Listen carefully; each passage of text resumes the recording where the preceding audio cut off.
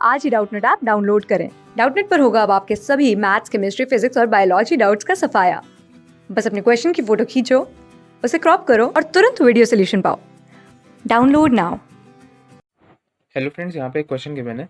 Enthalpy of formation of two compounds X and Y are -84 kilojoule and -156 kilojoules respectively. Which of the following statement is correct. और यहाँ पे चार options given है, तो इस question को हम लोग स्टार्ट करते हैं। तो सबसे पहले हम लोग नोट करते हैं कि हमें क्या क्या इन्फॉर्मेशन गिवन है। तो हमें गिवन है enthalpy of formation. Enthalpy of formation को हम लोग डेल्टा एच एफ से रिप्रेजेंट करेंगे। इसे हम चाहें तो डेल्टा एफ एच से भी रिप्रेजेंट कर सकते हैं, दोनों ही रिप्रेजेंटेशन सही है। हम लोग इसके लिए ये रिप्रेजेंटेशन यूज करेंगे। ठीक है, तो हमें दो कंपाउंड्स गिवन है, एक एक्स और एक वाई।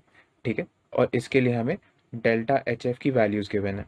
ठीक है, तो यहाँ पे जो डेल्टा एच एफ हमें गिवन है एक्स के लिए,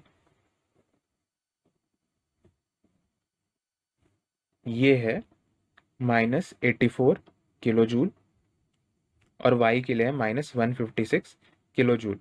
ठीक है, अब हम लोग ऑप्शंस देखते हैं। तो जो ए ऑप्शन है ये है X is more stable than Y, और बी ऑप्शन जो है X is less stable than Y. मतलब ए एंड बी जो ऑप्शन है ये स्टेबिलिटी को कंसर्न कर रहा है। ठीक है, एंड सी ऑप्शन भी कि both X and Y are stable. तो ए बी सी जो ऑप्शन है ये तीनों स्टेबिलिटी को कंसर्न कर रहे हैं। तो हमें क्या गिवन है, हमें डेल्टा एच फॉर्मेशन गिवन है, मतलब इंथैल्पी ऑफ फॉर्मेशन हमें गिवन है एक्स और वाई के लिए। तो हमें इस क्वेश्चन को सॉल्व करने के लिए एक रूल पता होना चाहिए कि जो स्टेबिलिटी होता है किसी भी कंपाउंड का वो डायरेक्टली प्रोपोर्शनल होता है उसके डेल्टा एच एफ, मतलब डेल्टा इंथैल्पी ऑफ फॉर्मेशन के। ठीक है, तो stability of a particular compound is directly proportional to enthalpy of formation of that compound. ठीक है, ऐसा क्यों होता है वो भी हम लोग देखते हैं। सपोज हमारे पास कोई एक पर्टिकुलर कंपाउंड है ए बी। ठीक है, जो अपने एलिमेंट से फॉर्म हो रहा है ए प्लस बी। ठीक है, ये कोई हाइपोथेटिकल सा कंपाउंड है, हम लोग बस समझने के लिए इसे ले रहे हैं। और ए और बी अपने स्टैंडर्ड मोस्ट स्टेबल फॉर्म में, और एक कंपाउंड है सी डी। ये भी इसका भी एक मोल का फॉर्मेशन हो रहा है, और सी एंड डी रिस्पेक्टिवली इसके एलिमेंट्स हैं जिससे इसका फॉर्मेशन हो रहा है, और सी और डी भी इसके स्टैंडर्ड मोस्ट स्टेबल फॉर्म में। ठीक है, इसके लिए जो इंथैल्पी चेंज है डेल्टा एच वन, और इसके लिए इंथैल्पी ऑफ फॉर्मेशन है डेल्टा एच एफ वन, और इसके लिए है डेल्टा एच एफ टू। ठीक है, इसकी अगर हम लोग वैल्यू हाइपोथेटिकल वैल्यूज ही लें, ये है सपोज -23 किलो जूल, और ये है -46 किलो जूल।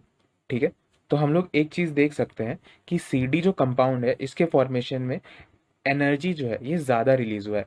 ठीक है, in comparison to A B. यहाँ पे जो नेगेटिव साइन है ये हमें क्या बता रहा है कि यहाँ पे एनर्जी रिलीज हुई है, मतलब ये जो पूरा रिएक्शन है ये है एक्सोथर्मिक। ठीक है, एंड ये जो मैग्नीट्यूड है ये डेल्टा एच एफ का, मतलब इंथैल्पी ऑफ फॉर्मेशन का, ये हमें बता रहा है कितनी एनर्जी रिलीज हुई है। ठीक है, तो हम लोग देख सकते हैं कि सी डी के फॉर्मेशन में ज़्यादा एनर्जी रिलीज हुई है in comparison to A B. तो इसका मतलब स्टेबिलिटी का ऑर्डर क्या होगा, स्टेबिलिटी का ऑर्डर होगा C D is more stable than A B. और ऐसा क्यों, क्योंकि सी डी की जो इंथैल्पी ऑफ फॉर्मेशन है वो ज़्यादा है in comparison to A B. तो मतलब जिस भी कंपाउंड का इंथैल्पी ऑफ फॉर्मेशन ज़्यादा होगा वो ज़्यादा स्टेबल होगा। तो हम लोग देख सकते हैं कि एक्स और वाई में वाई का जो डेल इंथैल्पी ऑफ फॉर्मेशन है वो ज़्यादा है इन कंपैरिजन टू एक्स। मतलब स्टेबिलिटी का ऑर्डर क्या होगा, वाई ग्रेटर देन एक्स। ये है स्टेबिलिटी ऑर्डर। ठीक है, और यहाँ पे नेगेटिव साइन क्या बता रहा है कि ये दोनों ही रिएक्शंस क्या हैं, एक्सोथर्मिक। मतलब इनका फॉर्मेशन में एनर्जी रिलीज हुई है, और इनका फॉर्मेशन का जो रिएक्शन होगा पर्टिकुलरली वो होगा एक्सोथर्मिक। ठीक है, अब हम लोग एक बार ऑप्शंस देख लेते हैं। तो यहाँ पे जो ए ऑप्शन था ये था X is more stable than Y. ये गलत है क्योंकि हम देख सकते हैं कि y is more stable than x, हमने ये कंक्लूड किया है। बी ऑप्शन है x is less stable than y, बिल्कुल सही। x is less stable than y, ये सही ऑप्शन है। सी ऑप्शन गिवन है both x and y are stable.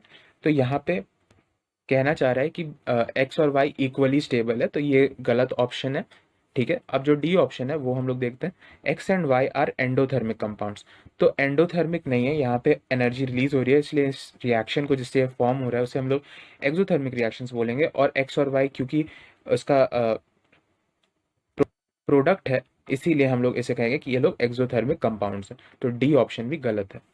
तो इस क्वेश्चन का सही आंसर है बी। Thank you. क्लास 6 से 12 से लेके नीट, IIT, जेई मेंस और एडवांस के लेवल तक 10 मिलियन से ज़्यादा स्टूडेंट्स का भरोसा। आज ही डाउनलोड करें डाउटनेट ऐप या व्हाट्सएप कीजिए अपने डाउट्स 8400 400 400 पर।